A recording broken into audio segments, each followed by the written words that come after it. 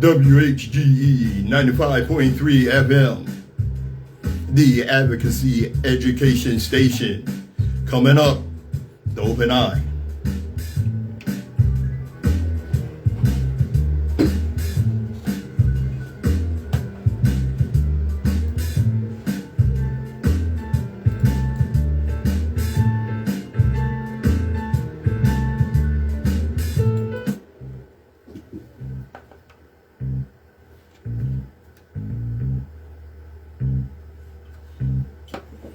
Hey, Sherry.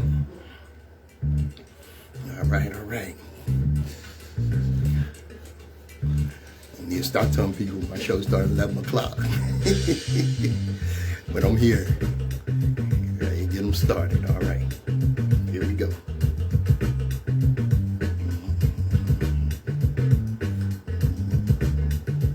Those of us that indulge in or commit intellectual violence don't do so for the pleasure of mental masturbation or ego diddling.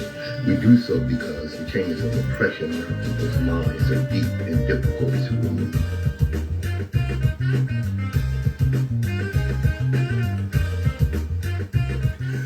Good morning, my children of the sun. Welcome to the Open Eye on WHGE 95.3 FM. The Education Advocacy Station. Yes, indeed. I hear you, Sister Sherry. Yep, I'm on CP time. So that makes me on time. That's for sure. Hey, let me get my disclaimer out the way right quick. All right. Do that. The views and opinions expressed on the Open Eye are those of the hosts, guests, and contributors, and do not reflect the policy or position of WHGE 95.3 FM, nor our sponsor, the Delaware Center for Homeless Vets. Any content provided by Open Eye's hosts, guests, or contributors are theirs and are not intended to malign any religion, ethnic group, company, or individual. All right. Here we go. Okay, as we always say, ours is to reveal the truth and reverse the brainwashing. Every generation has its purpose. That's ours. I have to start off with some sad news. And that's the passing of Brother Rahim Hakbey. Brother Rahim had the second show behind our station manager, Harmon Carey. Brother Rahim's show was the second one to go on the air after Harmon's show. And he's a serious supporter of WHGE 95.3 FM, as well as one of my favorite supporters, one of my strongest supporters. He called me P-Funk, and he always expressed his love for the Open Eye, and for me and my late co-host, No Saroma. Brother's going to be missed, not only at WHGE, but in the Wilmington community. Take a moment of silence here for Brother Rock Bay.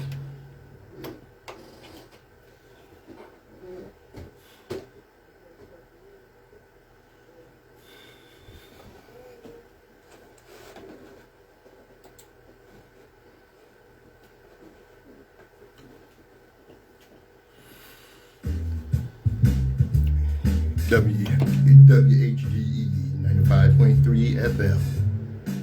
Yes, D. All right. Let's get them started here. We're a little loud. Okay, we all right. Yes, D. Yeah. And of course, it's February 1st. The first day of Black History Month. You know, it's something that we probably don't really make a big deal of it here at WHGE, because we celebrate our history every month, every week, every day. Yes, our station manager, his show is about our history. Today's history, that's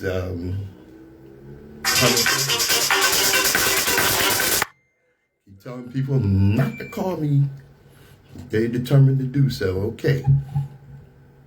All right, all right.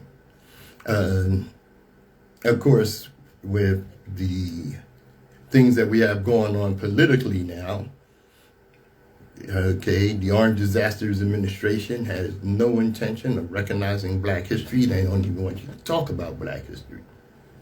And the damnedest thing, I still see people saying, they gave us the shortest month. Okay, so I have to do it again. I have to do every year because our people don't seem to know. The precursor to Black History Month was created in 1926 in the United States when historian Carter G. Woodson and the Association for the Study of Negro Life and History announced the second week of February to be Negro History Week. In February 1926, Woodson sent out a press release announcing the first Negro History Week. He chose February. Carter G. Woodson chose February because the month contained the birthdays of both Abraham Lincoln and Frederick Douglass, two prominent men whose historical achievements African Americans already celebrated. Okay? That's why he chose February. And Carter G. Woodson was born in 1875 in New Canton, Virginia, one of the first African Americans to receive a doctorate from Harvard. Woodson dedicated his career to the field of African American history and lobbied extensively to establish Black History Month as a nationwide institution. He also wrote many historical works, including the 1933 book, The Miseducation of the Negro, which should still be required reading. Mr. Woodson died in Washington, D.C. in 1950. Hey, Stephen. I'll give you some history here. If you enjoy the internet, think of an African American named Emmett McHenry. McHenry created a complex computer code whereby ordinary people can now surf the web or have emails without studying computer science. He created what we know today as .com. Most Black contributions to society are intentionally suppressed to perpetrate the myth of white racial superiority. Okay? It's a psychological warfare program used for maintaining white dominance. Wake up. Wake up. It's from Brother Hameen, Abdul Latif Hameen, L. The information African American students absolutely will not learn in school for Black History Month, even though it's American history, proven by facts but allegedly causes guilt, anguish, or other forms of psychological distress to the Yurugu. So that is one reason our children aren't taught African American history. Our children aren't allowed to know things like the Black Wall Street Massacre, the Wilmington, North Carolina Massacre, the First and Second Trail of Tears, the uses of Black babies as bait to catch crocodiles and alligators, the horrors and terror of the transatlantic slave trade, or ma'afa, the whippings, the brandings, the limb mutilations, the rapes, the separations of mothers from their children, where enslaved stolen Africans worked long hours, from can't see in the morning to can't see at night. Enslaved people were expected to pick grass for cattle during their rest breaks. And our ancestors endured the sodomy, the hangings, just to prove a point of white supremacy. The lack of drinkable water, a bad diet, deadly diseases, horrific tortures of every kind imaginable. None of the above is meant for the descendants of those Africans to remember because it hurts some white people's feelings. Meanwhile, even our people don't understand why we're on the bottom and question ourselves that just maybe we do belong on the bottom instead of acknowledging how far we have come. And it's something I remember years ago. I participated on this website where they talked about our history and this, that, and the other. And I remember one of the brothers asked, "Do you think we've advanced?" Well, of course we've advanced from slavery. Of course we have. And that was my response. Now, before I finished explaining, okay, one of these internet bullies, one of these internet revolutionaries cussed me out. "Oh, you don't know what you're talking about. We ain't got no further than slavery." How disrespectful that is to the resilience of our people. I refuse to continue with this back and forth with this idiot because I refuse to argue with a stranger, especially a stranger who is steeped in ignorance and disrespect for our people. Of course, we understand we have a long way to go. Like Brother Malcolm said, you stick a knife in my back 6 inches and pull it out 3 inches, that is not progress. And you take the knife out and don't do nothing but sop up the blood, you have not done anything to heal the wound. But that does not dismiss the resilience of our people and what we have done in the face of great animosity, oppression, terror. Damn right we've advanced. That's who we are. WHGE 95.3 FM, the Open Eye. Where we at there? All right. Silky. Look. I have a little difficulty here. Okay. Let's get it on. Okay. All right.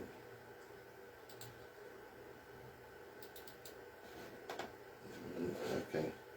All right, well, we're going to keep it moving. We're going to keep it moving, having some little technical difficulties here. It's all right. It's all right. Well, as you know, the orange disaster has been in office a week, the tangerine terrorists. And already within that short week, this fool done cut a duster. That's word. I mean, he has totally cut up. Let's see what's going on here. Wait, give me a second, y'all. All right.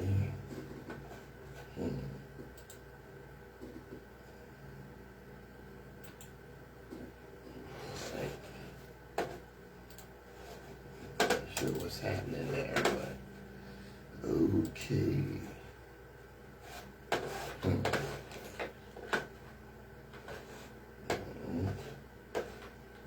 Let's give me a hot second. Okay, come on, computer. We don't want that.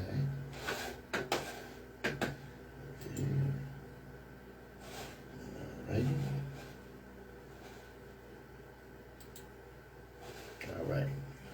Let's see.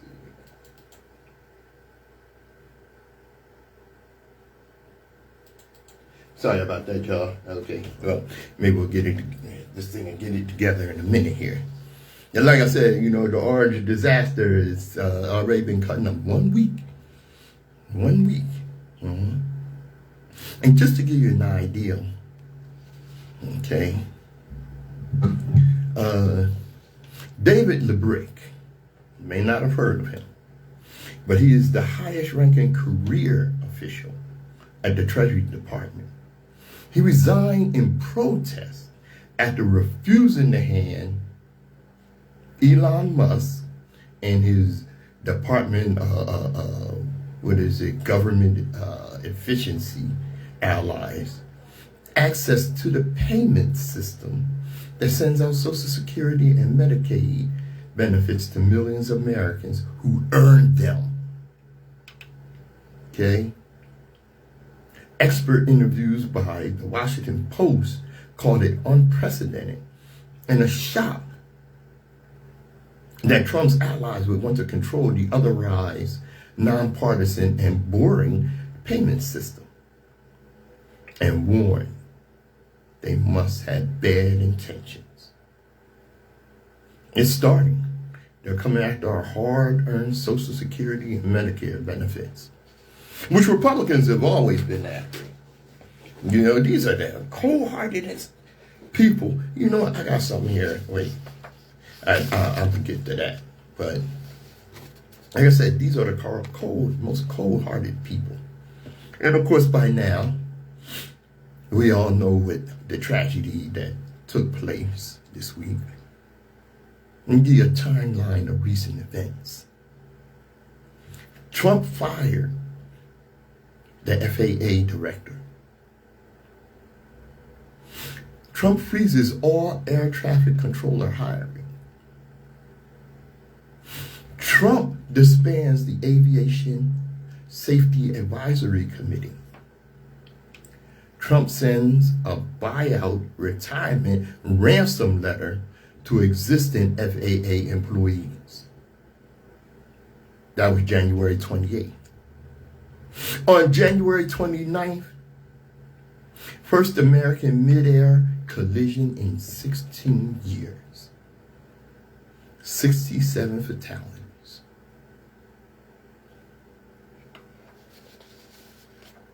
And when he was asked if he was going to visit the crash site, this cold-hearted idiot said, "What site? The water? You want me to go swimming?" He's a sociopath. Anybody that voted for this monster should be ashamed at best. His press conference after the tragic air collision was one of the worst things seen in American history. House Minority Leader Hakeem Jeffries unleashed holy hell on the orange disaster over his shocking attempt to blame the tragic Washington, D.C. plane crash on diversity.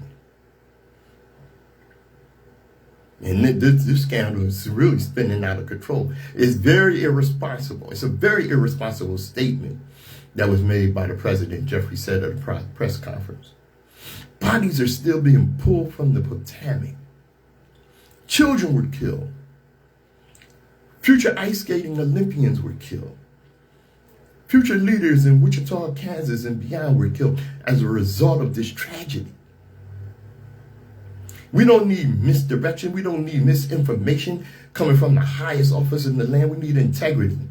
We need decency. We need leadership. I don't think the orange disaster has ever heard of integrity and decency. And sure as hell don't know anything about leadership. There is not a scintilla evidence that exists to suggest that women and people of color are to blame for the tragedy that took place. And it was shameful because that's what the orange disaster basically said. He outright said that this tragedy was as a result of DEI.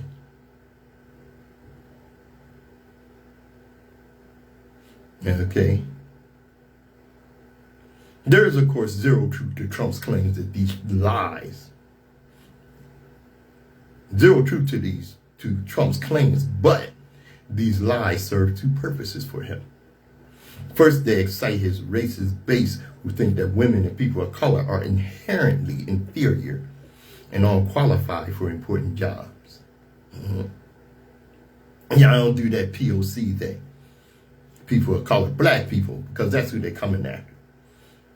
Second, by blaming DEI and diversity, Trump distracts from the fact that at the time of the crash, the United States had no Federal Aviation Administration leader. The previous holder of that position, Michael Whitaker, was forced out by the Nazi Musk for daring to enforce regulations on SpaceX. Unfortunately, this is going to be the Trump administration's playbook for the next 4 years. They're going to gut our government / staff and run things incompetently. Then when disaster inevitably ensues, they're going to blame diversity and DEI. Women and black people will be scapegoated to cover up Trump's inability to lead. We cannot allow these lies to stick. Let's see if my things, I still ain't coming in. All right. Let's see here.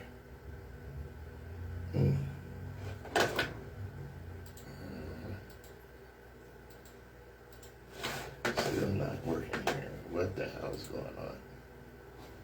All right. Windows Media Player is screwing up. All right, let's close that program. There we go. All right. Maybe we can get it now.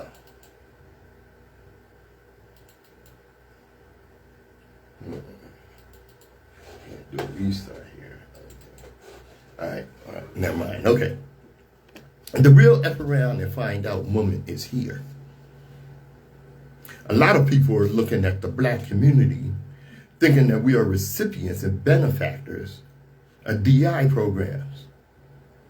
Oh, affirmative action programs, and affirmative action programs. And I know affirmative action is no longer, but whenever they hear the term DEI or they hear the term affirmative action, they look at the black community thinking that we are the benefactor. See, this is what they do. Whenever they want to get rid of a program,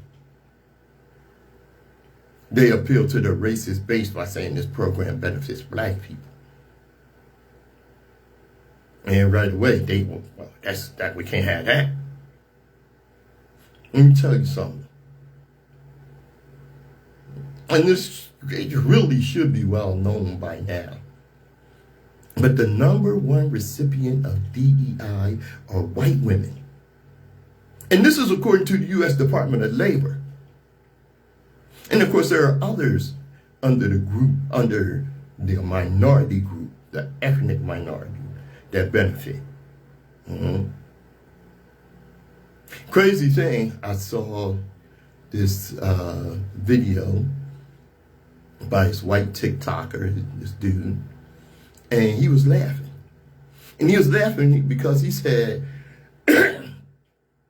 he saw this white woman, nurse. She had been fired. And she had been fired because she had been hired under the DEI initiative program, which has been abolished. And she's like, how did this happen? I voted for Trump. F around and find out, didn't you? Behind white women, the #1 recipient under that group are Latino and Hispanic Americans. Second are Asian Americans. Third are Native Americans. Fourth, individuals with disabilities.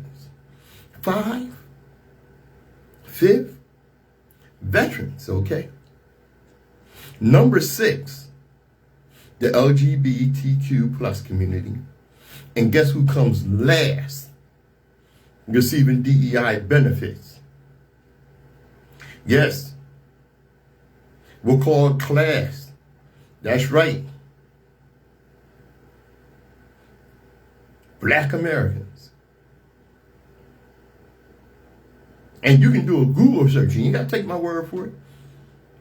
You will see the prime, very benefactors of DEI programs are not only white women, but white men. White male CEOs. Those are the ones who have benefited the most from the DEI initiative program. You know, But like I said, you know, when black women land a job or a high position, you could believe it wasn't under DEI, it was under merit. How can you say that? Because black women are the most educated group in the country. And as always, we as black people have to be twice as good. We have to study twice as hard just to be considered. And DEI is not what the orange disaster and racist white people would tell you, these Nazis would tell you.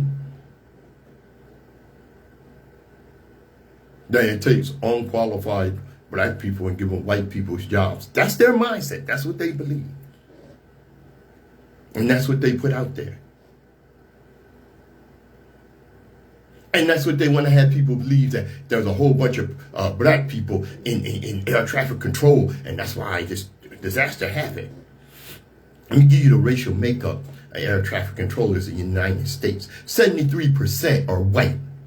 9.74% are black. Less than 10%. And 9.58% are two or more races. 15% of air traffic controllers are Hispanic. 85% are non-Hispanic. The explanation. Data USA provides demographic information about air traffic controllers. Air traffic controllers are responsible for directing the movement of aircraft on the ground and in the air. They issue takeoff and landing instructions to pilots. Air traffic controllers undergo months of training and pass aptitude, physical, and physiological and skill tests.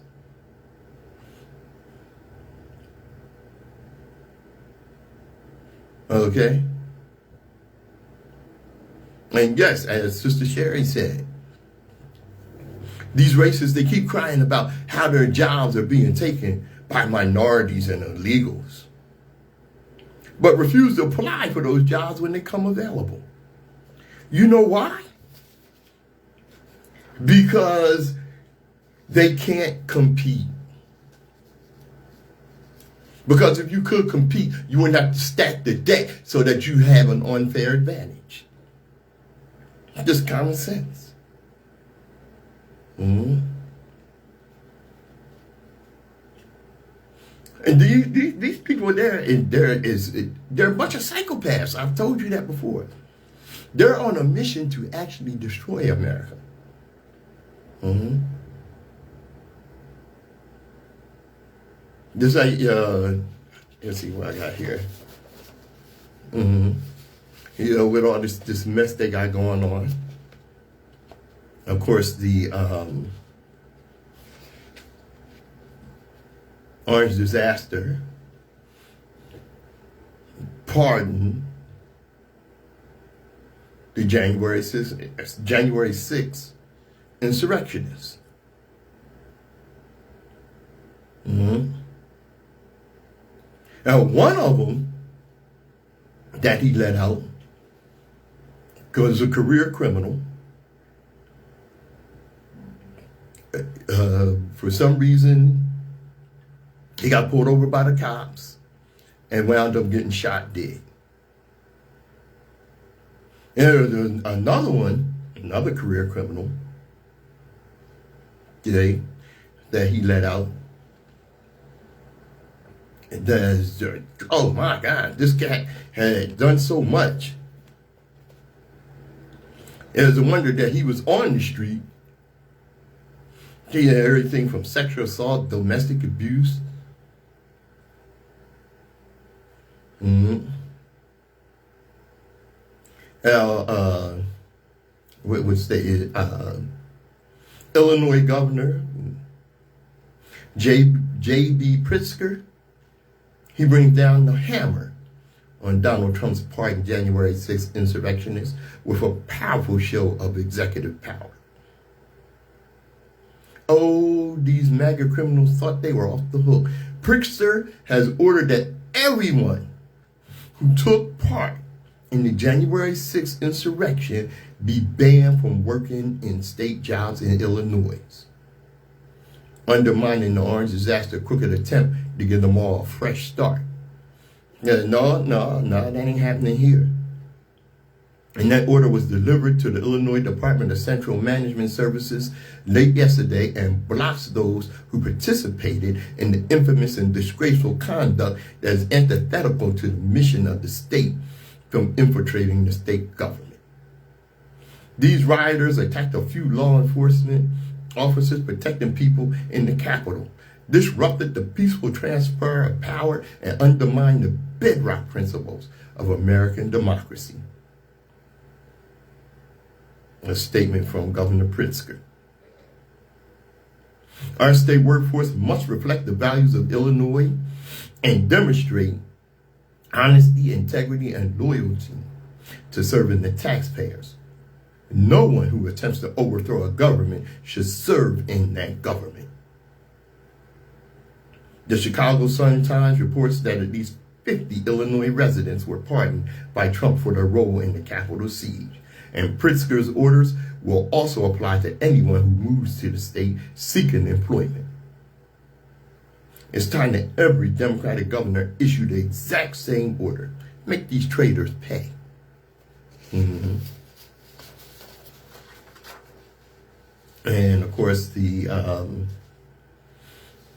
mass deportations, the ICE thugs running around doing thuggish stuff. They went and question Native Americans as to whether or not they had citizenship. The hell is wrong with these people? Native American, the name says that they belong here. They're indigenous. They were here before you pirates. And you're questioning whether they belong on the land? God damn. Native Americans. Like I said, the name says that they belong here. More than any of you fools. And it goes further. A horror story hit the news as a toddler, mother, and grandmother are hauled off to an immigration detention center by Trump's goons because they were speaking Spanish. Damn. Even though they're American citizens. This is the worst case scenario. According to a report for the Telemundo, Puerto Rico, the 3 innocent Americans were detained in Milwaukee and dragged off by U.S. officials. A member of their family stated that they were minding their own business, shopping at a department store when they were detained. Their request to speak to officers was denied until they arrived at the detention center. My sister, speaking in English, explained that not only are they American citizens, but they are from Puerto Rico. They were born in Puerto Rico. If you're Puerto Rican, you're an American citizen.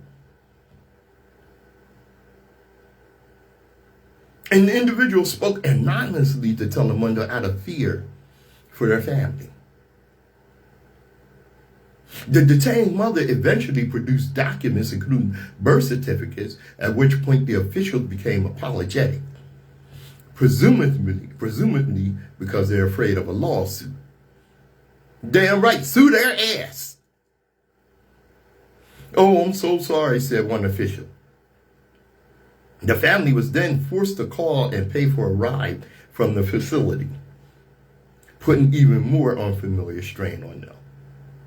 It's unclear which agency detained them, since ICE's mass detainment and deportation operations are being aided by U.S. Marshals, the DEA, and FBI.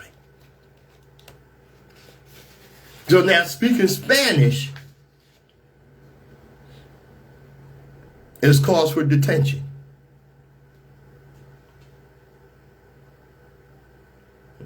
Okay? Not just if you're brown. And of course, how many times have you seen these racist, mayonnaise, mafia people get all bent out of shape because they hear someone else speaking another language? As if speaking one language is a flex. I have admiration for someone that speaks more than one language. It makes me think of the time in the drugstore, and this Hispanic guy didn't speak English well, but his 6-year-old daughter spoke fluent English and fluent. 6 years old. She was his translator. And I saw white people in there, with their nose all turned up, looking all disgusted. What the hell is wrong with you people? Because someone spoke another language, you're getting bent out of shape. Now you hear people saying that, the 14th Amendment is not going to apply to black people. Now let me tell you something. I have dreadlocks. So they could look at me and say, yeah, he might be from Jamaica or one of the islands. He may not be a citizen. Let's take it. And then when I sue, and it goes to the Supreme Court, remember what the 14th Amendment supersedes. What it makes null and void was the Dred Scott case where Patrice, who was at the Supreme Court, bastard, said that, declared that a black man has no rights that a white man is bound to honor or respect. Okay. So when I get to the Supreme Court with this Supreme Court packed with fascist Republicans, are they going to say, well, Dred Scott case was valid and we rule, we pressed, take my citizenship, ship me off to some island to live. There's some cold-hearted people. And I have to wonder, if they have not just a level of hatred for black people, but a level of hatred for America. Yeah. All right. Let me see here. Can we get something going? Still ain't working. Okay. I don't want to redo the whole thing here. Right there, computer. Well, all right. Okay, let's go here. All righty. All right, we might have something on here. Wait a minute. Give me a second. All right. Then we get him back in. Don't look like it. What the hell's wrong with this thing? Okay. Close that. Alright. Give me a second, y'all. Had a little technical difficulty. I'm trying to get them straight. Alright. Cool. Okay. Alright. I think we got it, y'all. Hold up.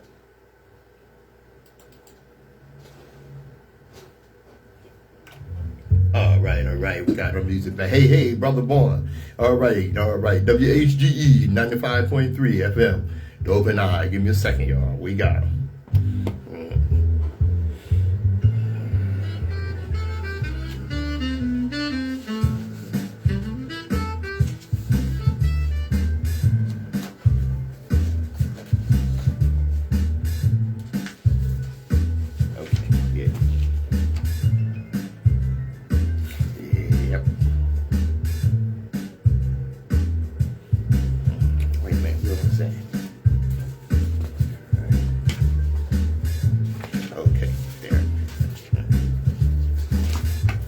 right, Brother Vaughn, what's happening? What's happening? All right, all right.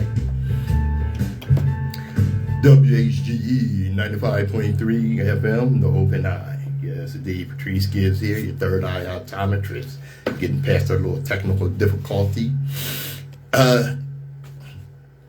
One of the things you often hear me say is how cold-hearted these people are.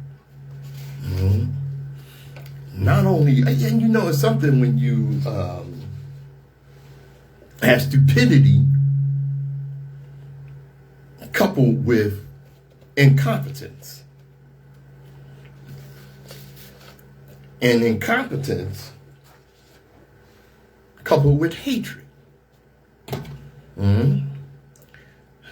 Sister Sherry, the post you made yesterday, when you asked, who remembers when the orange disaster eliminated the Obama-created agency that monitored diseases that had steps to prevent them from spreading the last time he was in office?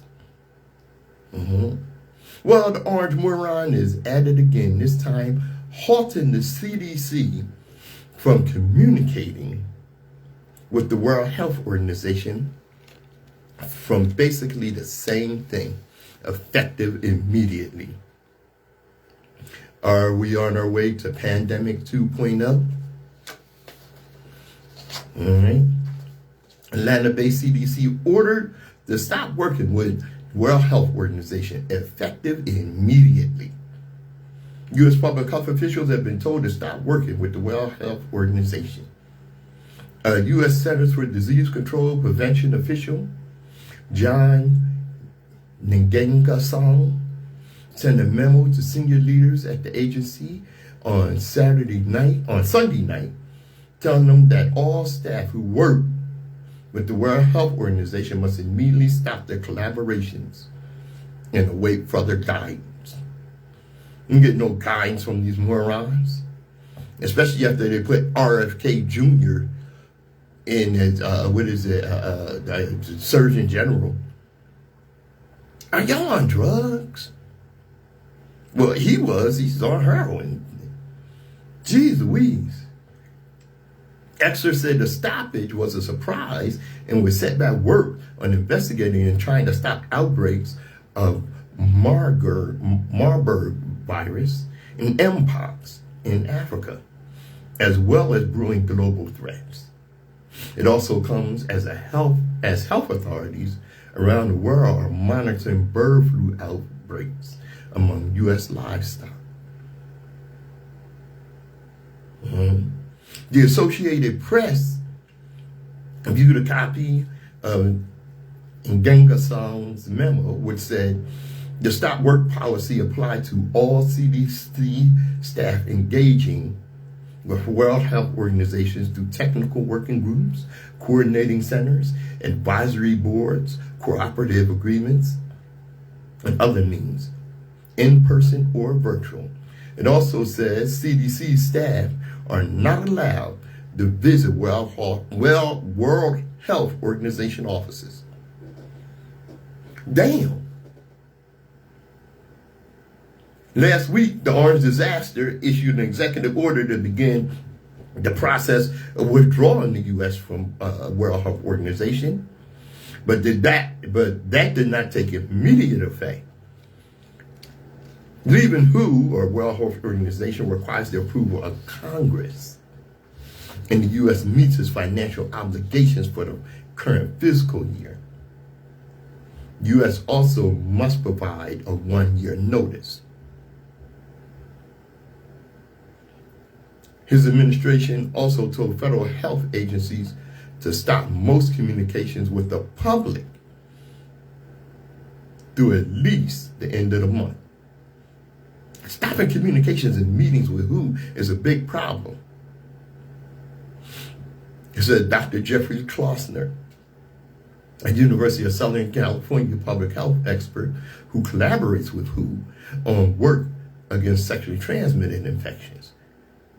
People thought there would be a slow withdrawal. This really caught everyone with their pants down.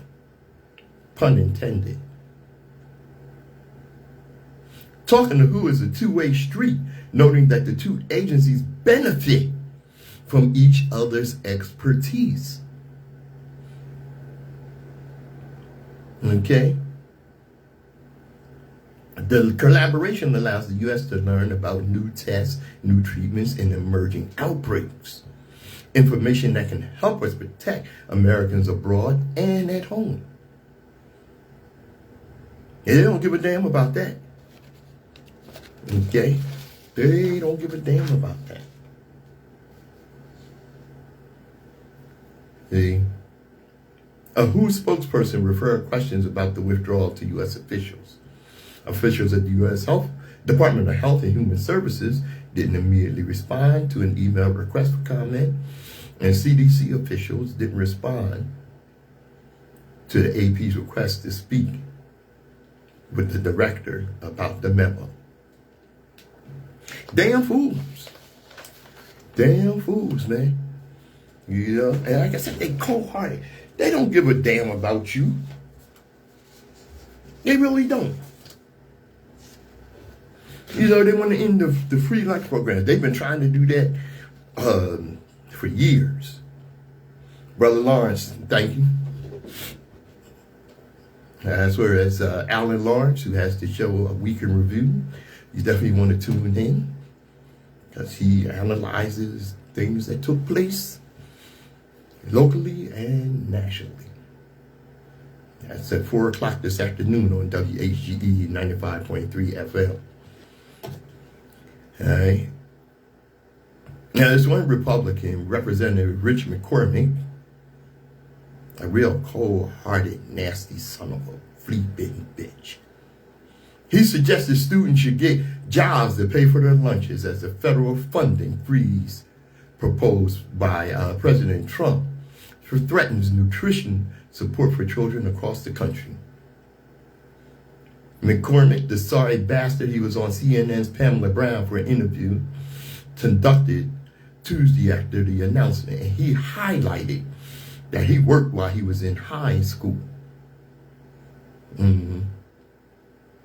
Later Tuesday, a federal judge temporarily blocked Trump's plan to freeze the federal aid just minutes before it was meant to go into effect.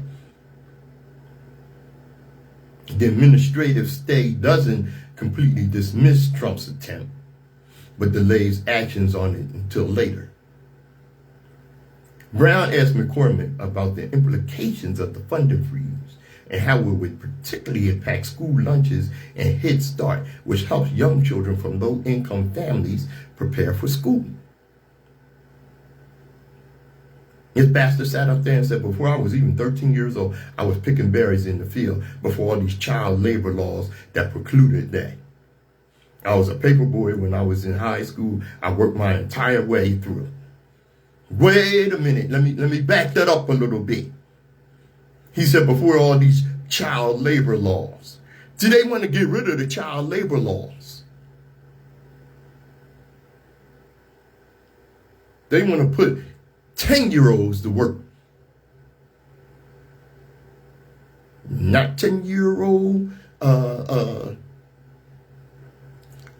children of wealthy families. 10-year-old black children. 10-year-old poor white children. 10-year-old children who are people of color. You want to get rid of these child labor laws. If it was up to them, they're going to have 5-year-old black children down in Mississippi picking cotton again.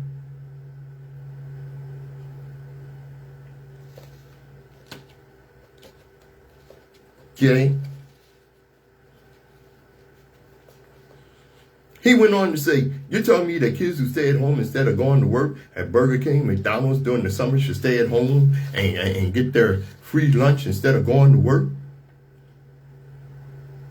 I think we need to have a top-down review.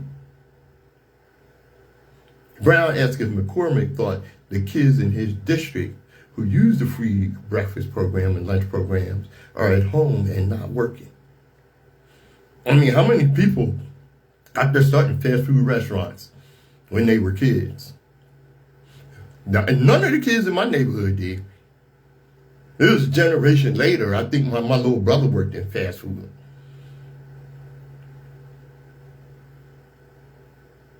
Mhm. And I think he was, I think my brother was like 16 when he started working. Not 5 or 10.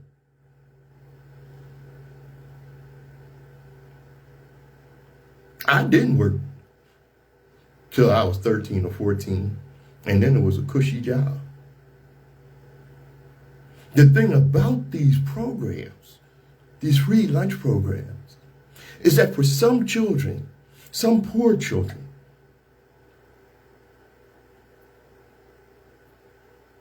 that's the only meal they get during the day. A lot of them don't look forward to the weekend. And they don't look forward to the weekend because it's fraught with hunger. And you people voted this bastard in.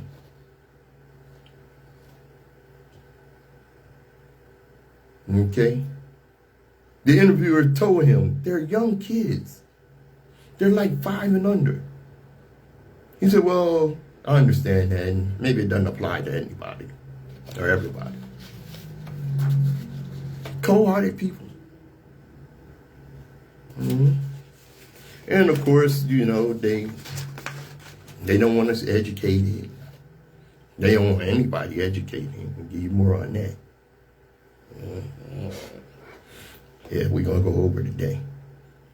Indiana Governor Mike Braun, in his budget proposal for 2025 to 27, he omits Martin University, the state's only predominantly black institution, from state funding. This decision aligns with Braun's stance against diversity, equity, and inclusion initiatives, prompting criticism from lawmakers who deem the decision discriminatory and detrimental to black and minority students. Advocates pledge to support Martin University as budget negotiations continue through April. Just a racist piece of crap. Jeez Louise, WHGE 95.3 FM, the Open Eye.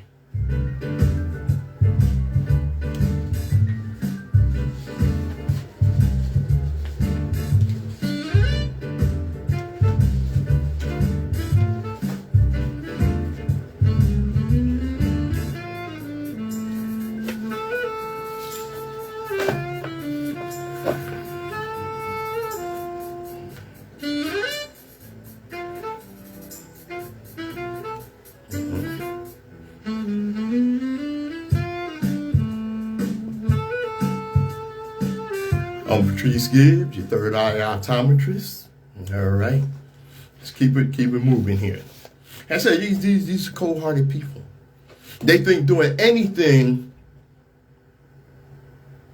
to help the American people is, they use the word socialism. Socialism. Yeah.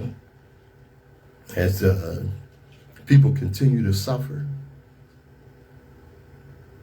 they spend Americans' taxpayer money on crap, on things that aren't needed, on these big tax breaks for the rich, and of course, on war. I saw this guy, he went to that AI chat GPT, and he asked some questions. And the answers were common sense answers. He asked, can you give me a dollar amount of how much it would cost per year to solve the problem of homelessness in the United States of America? The answer was, estimates suggest it would take around $20 billion annually to address homelessness in the United States. This figure includes housing and supportive services. $20 billion. For a country trillions of dollars in debt, what's $20 billion? He asked, can you give me a dollar amount of how much it would cost per year to solve the issue of hunger all around the United States? The answer was, to address hunger in the U.S., it would likely cost around $25 billion annually. This would cover food assistance and support programs. Can you give me a dollar amount how much it would cost per year to send every student to college for free in the United States of America? Providing free college tuition in the U.S. is estimated to cost between $50 billion and $75 billion annually, depending on the specifics of the program. Everybody could be educated. Can you tell me a specific dollar amount how much the United States of America sent to the Ukraine ever since the start of the war? The answer was the United States has committed approximately $175 billion in aid to the Ukraine since the conflict began in February 2022. And this is bipartisan.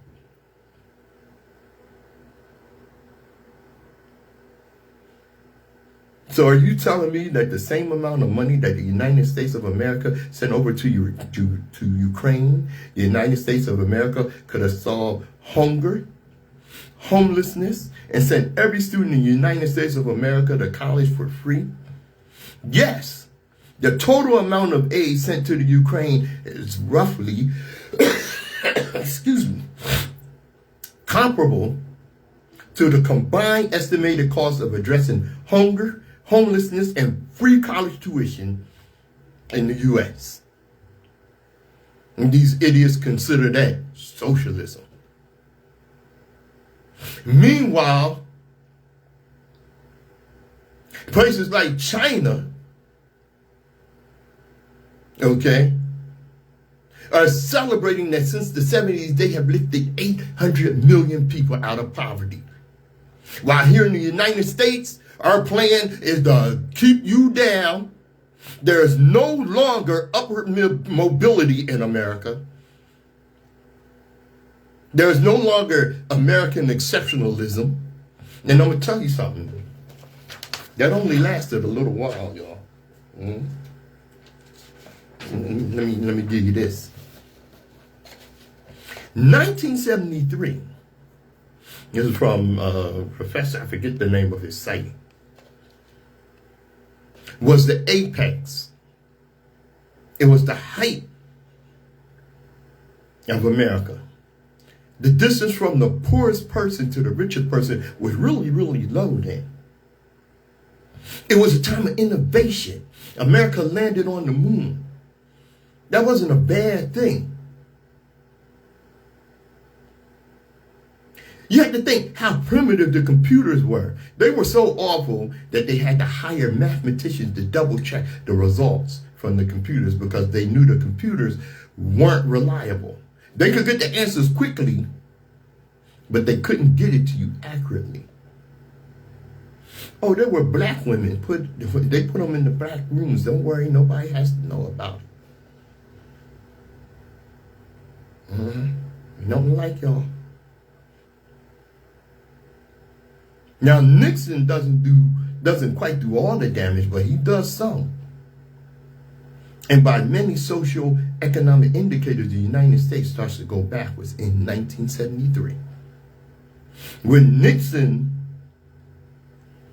began to do is chip away at the American education system on purpose. He doesn't really do much damage, honestly. He doesn't do that much damage to the economy either, but he does damage the economy. Reagan, me roasting hell and made the devil sodomizing with a pitchfork. I got more on him in a minute. Is a guy who does the destruction to the education system. He slashes the funding. He's just terrible. 40 years of underfunded education, I have to tell you. And this is what this professor said. He said he has a steady stream of students who just basically never held an ideal in their brains and their lives. And they can barely read and they can't do math. American exceptionalism. WHGE 95.3 FM, the Open Eye.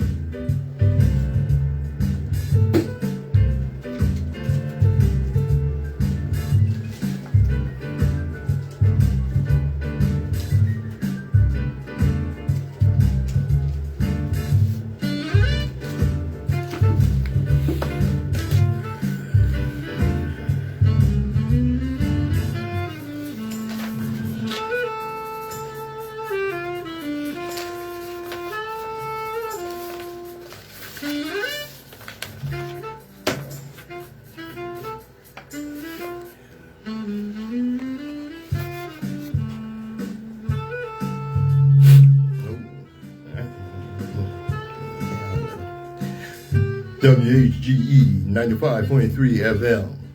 The Open Eye. I'm your host, Patrice Gibbs, Third Eye Optometrist. What's going on in Africa? Let's take a look. Take a look at Ibrahim Traoré. Have you heard of him? All right. Now, why is a 35-year-old African leader becoming a global icon while Paris burns with jealousy? This happens when a colonial empire meets an unyielding leader. And you won't believe, but France tried and failed to eliminate President Ibrahim Traoré a staggering 18 times. They've been bound and determined to try to kill this man. Burkina Faso, led by its fearless young president, has dared to challenge centuries of French dominance. And the consequences are shaking the world. But how did Traoré save his position and his life? Let's find out. In October of 2022, Ibrahim Traoré became the youngest leader in Africa at just 35 years old. His rise wasn't marked by political privilege or wealth, but by a groundswell of public support. Traoré was a captain in the military, a man who understood the struggles of his people because he lived them himself. His ascent came during a time of deep crisis. Insurgency was rampant, poverty was suffocating, and the people had lost faith in their leaders. What made Traoré rise so extraordinary wasn't just his age, but his unyielding determination to confront Burkina Faso's challenges head on. And that's what he has done. Unlike the politicians who came before him, Traoré didn't make empty promises. Instead, he offered a vision, sovereignty of a Burkina Faso that could stand on its own 2 feet. His accomplishments are just off the hook. Okay? And he stood up to France.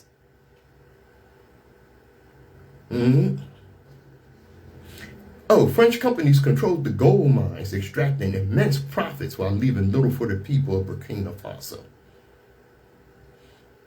Traoré didn't just disrupt this arrangement, he shattered it by nationalizing key industries and prioritizing local ownership. He cut off one of France's major sources of income. See, what he understands is when your back is bent by a colonizer, all you got to do is stand up and it's game over. Yeah, and his resistance goes beyond economics. France's relationship with his former colonies isn't just financial, it's deeply symbolic. Oh yeah, like Sister Shay said, France is scared. See, for centuries, France maintained its influence in Africa through a combination of military presence, cultural dominance, and political interference. Traoré's actions challenged all that by expelling French troops and shutting down French businesses. France is on its way to a third world country because without its income from African colonies, it's nothing. They don't have any resources in France. But they got tourism and the Eiffel Tower. Nobody wants to see that crap no more. Yeah. Traoré's actions challenged all that, like I said. And he's sending a clear message. Burkina Faso doesn't need its former colonizer. This defiance is what makes him such a threat to France. It's not just about losing access to gold, it's about losing control over a narrative that has kept Africa dependent on the West. Oh yeah, and he ain't taking none of them World Bank loans either. And what he understands, what Traoré understands, is a fight for his people and a fight that requires bold, unprecedented action.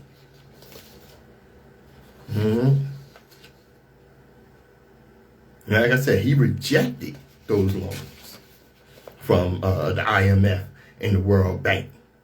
He paid off the country's debts. And he's investing in the infrastructure with new roads and upcoming, we're going to do Dancing Airport. New era for Burkina Faso.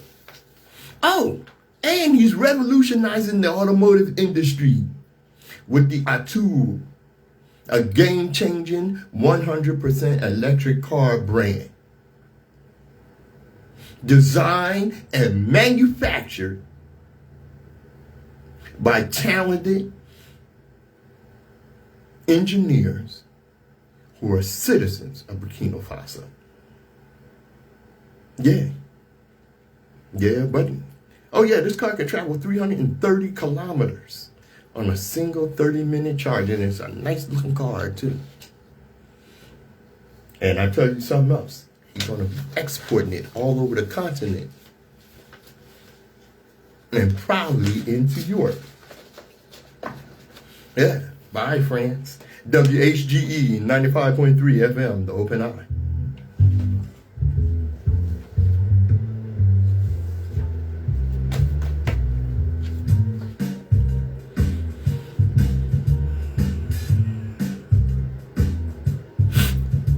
All right.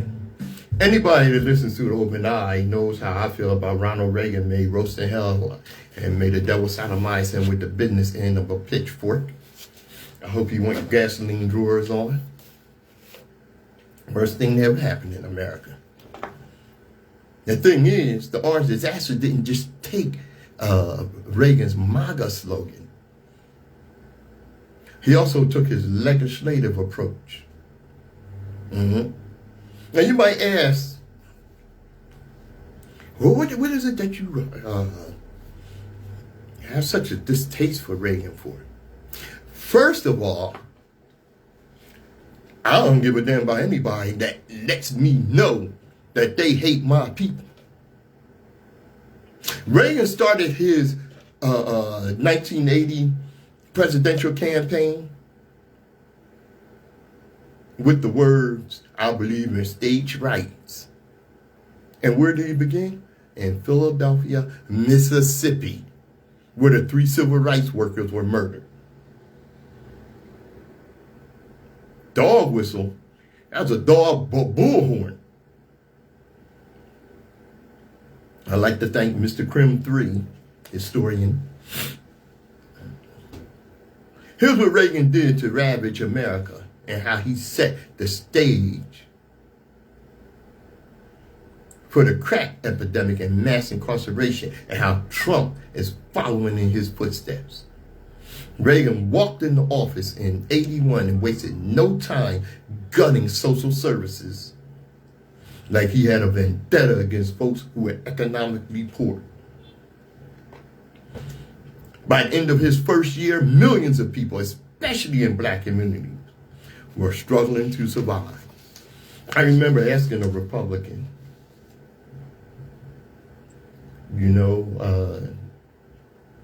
what is it that you guys, why do you hate poor people? He said, because they poor, and they poor because that's what they chose to be. This is their mindset. This is how stupid they are. In February 1981, less than a month after taking office, Reagan proposed a $41 billion in social program cuts. He wanted food stamps to be slashed by 13%. Welfare regulations tightened so it would be harder to qualify. Public housing budgets gutted. Massive Medicaid, Medicare cuts so that it would be fewer doctors for the poor. School lunches, they tried to call ketchup a vegetable to meet nutrition requirements. By March of 1981, a little more than 2 months into office, Reagan survived an assassination attempt. Damn. And because of that, suddenly became a national hero. His approval skyrocketed, and he used that momentum to push for even more budget cuts. Sound familiar? By July 1981, Congress approved the first major wave of cuts called Omnibus Budget Reconciliation Act. As a result, job training programs were eradicated. Student loan funding was slashed. Medicaid reimbursements were cut, which hurt hospitals that served the poor. Disability benefits were strict, and people got kicked off of Social Security. By August of 1981, Reagan signed the Economic Recovery Tax Act. Oh man, they have a way with terms, don't they? They have a way with BS. It was also known as the biggest tax cuts for the rich in U.S. history at that time. While social programs got the axe, the wealthy got $750 billion in tax breaks. Sound familiar? A reverse Robin Hood. Steal from the poor and give to the rich. By fall of 1981, the results hit fast. Unemployment skyrocketed. Homelessness exploded. Over 1 million people lost food assistance. Public housing budgets were cut in half.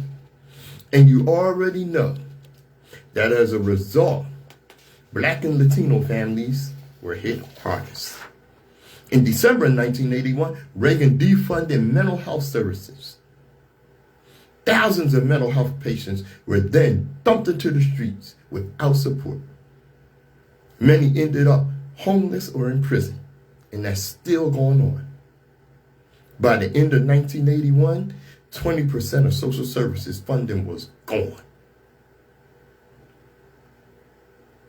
Black and low-income communities were in a crisis.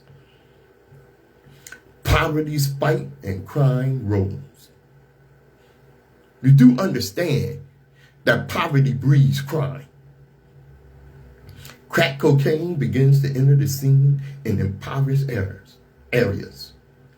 This epidemic would explode during his second term in the Iran-Contra scandal. And instead of fixing the root of the cause, which they were the root of the cause,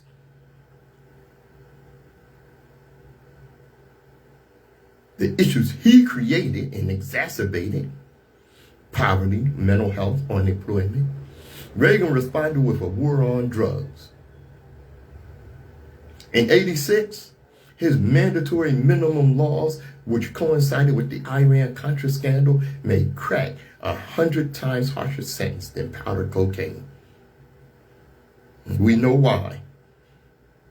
Because it was usually crack that was associated with black people. The same government that abandoned us then turned around and criminalized us for trying to survive. Instead of social services, we got mass incarceration. Instead of health care, we got police raids. And you wonder why? Okay?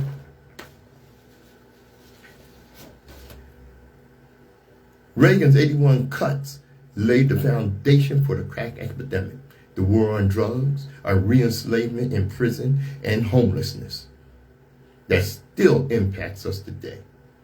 They pulled the rug out from under us and then punished us for falling. That's from Mr. Krim 3. And now in 2025, it's looking like Reaganish around here again. Trump is Reagan on steroids.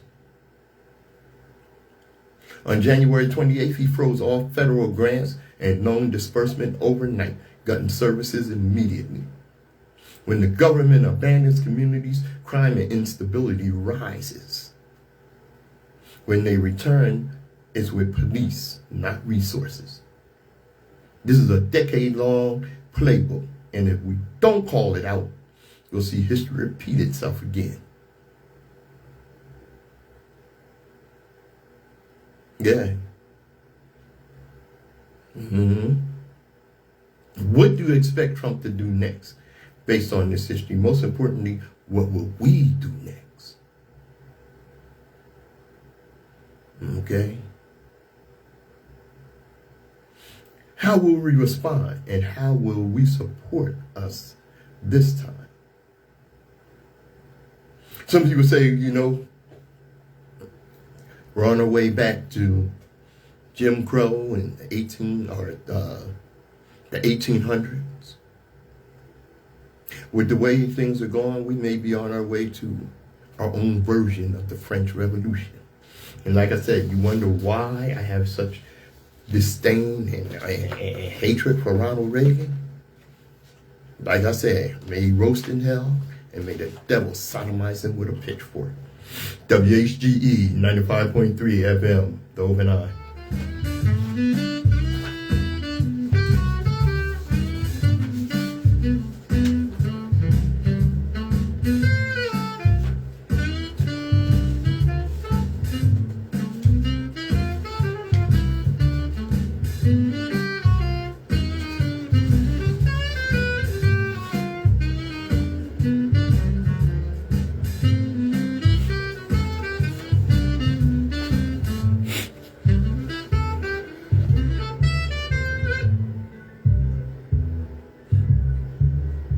Patrice Gibbs, your third eye optometrist.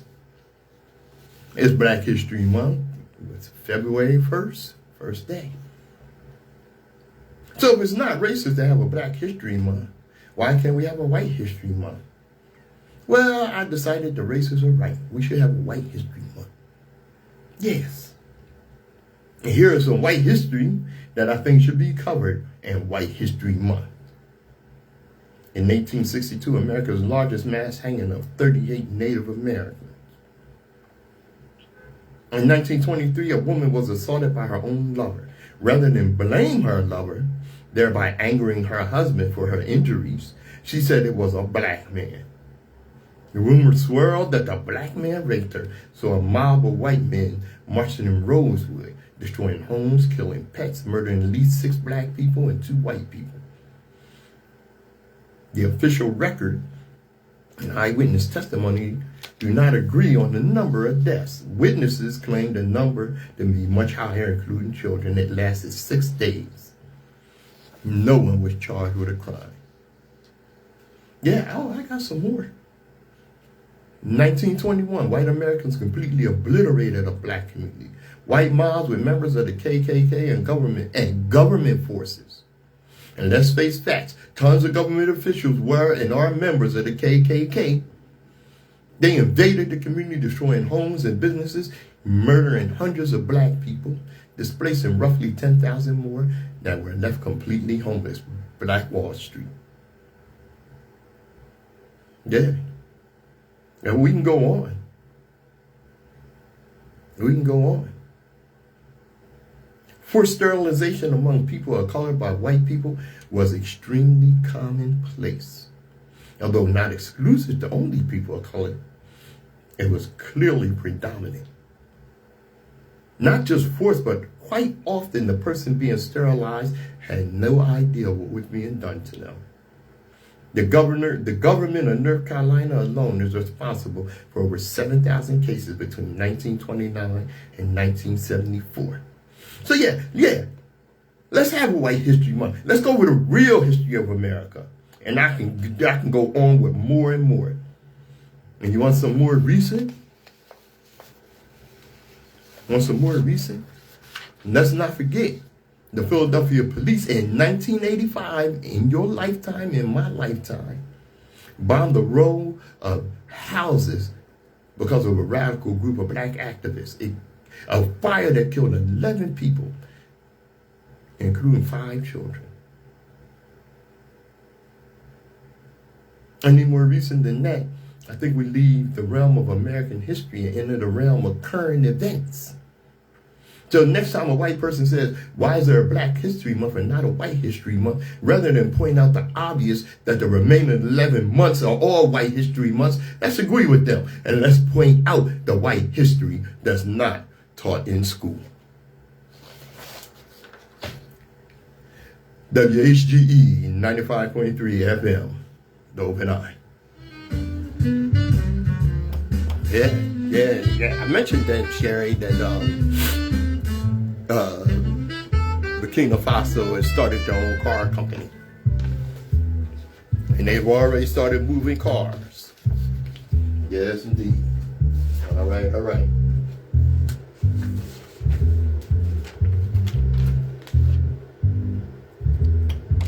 WHGE 95.3 FM, the Open Eye. Patrice Gibbs, your third eye optometrist. Hope you learned something, because I did before I got here. Sorry for being late, but like Sister Sherry said, I'm on CP time. Yeah. As we always tell you, destiny determines who enters your life, but you decide who stays. Therefore, value those who value you, and don't treat those as a priority who treat you as an option. This has been Open Eye on WHGE 95.3 FM. I'm Patrice Gibbs.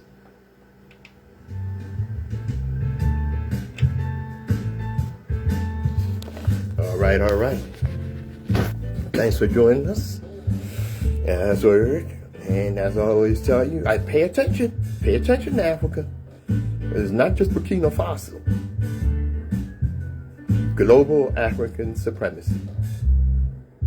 Because it was a much better place when the black man ruled. Patrice Gibbs.